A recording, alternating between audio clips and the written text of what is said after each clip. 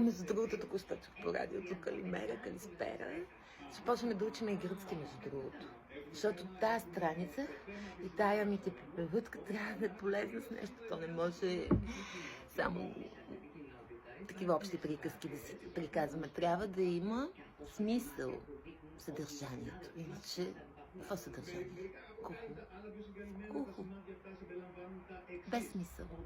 А пък аз винаги гледам да има някакъв смисъл, във всяко нещо търся идеята каква е, смисъл какъв е, автора какво е искал да каже, защото едно време имаше преразкази с елементи на разсъждение. Откъде на къде ние ще разсъждаваме автора какво е искал да каже. Той може съвсем друго да е искал да каже, обаче в училище ти надбутва до главата, че той точно това е искал да каже. Аз винаги си мислех, че нещо друго е искал да каже, ама